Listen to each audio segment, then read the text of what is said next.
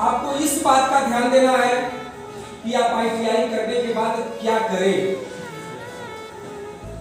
आपके सामने एक बहुत बड़ा अहम सवाल आके खड़ा होता है कि अब हम ITI कर लिए तो हम किस क्षेत्र में जाएं, किस क्षेत्र का चुनाव करें।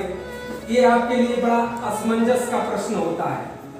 तो इसमें बहुत परेशान होने की जरूरत नहीं है। ITI करने के बाद आप कई क्षेत्र का चुनाव कर सकते हैं।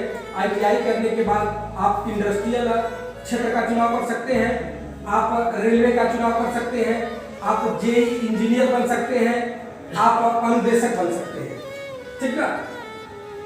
लेकिन आपको ये लगता है कि ITI करने के बाद शायद मैं एक श्रमिक ही बन सकता हूँ। जैसे यदि आप ITI कर लिए तो आप अगर CTI कर लेते हैं तो CTI करने के बाद आप गवर्नमेंट ITI में अनुदेशक बन सकते हैं, ठीक। इसके बाद आप ITI करने के बाद रेलवे में लोको पायलट है, टेक्नीशियन है, गुड्स गार्ड है, ये सारे चीज का आप चुनाव कर सकते हैं।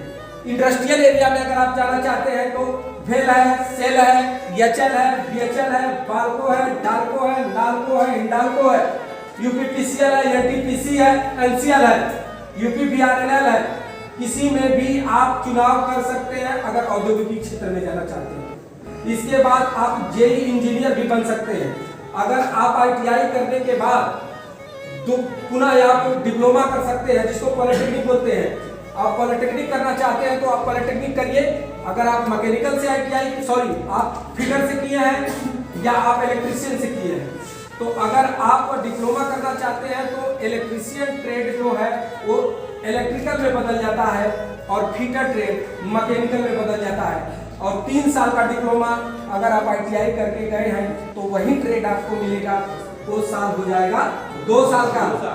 तो क्या आप डिप्लोमा करके JEE नहीं बन सकते हैं? बन सकते हैं। तो यदि आप अपना और अपने परिवार का जीवन सुखमय बनाना चाहते हैं, अपने भविष्य को उज्जवल बनाना चाहते हैं, तो आज से अभी से अपनी पढ़ाई को क्या करिए, जारी करिए।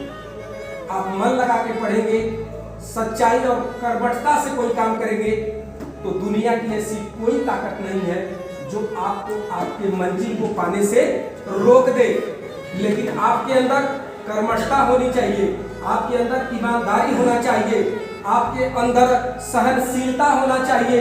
ये सारे गुण अगर आपके अंदर हैं तो आप जिस मंजिल को भी पाना चाहेंगे वो मंजिल आपको जरूर मिलेगी।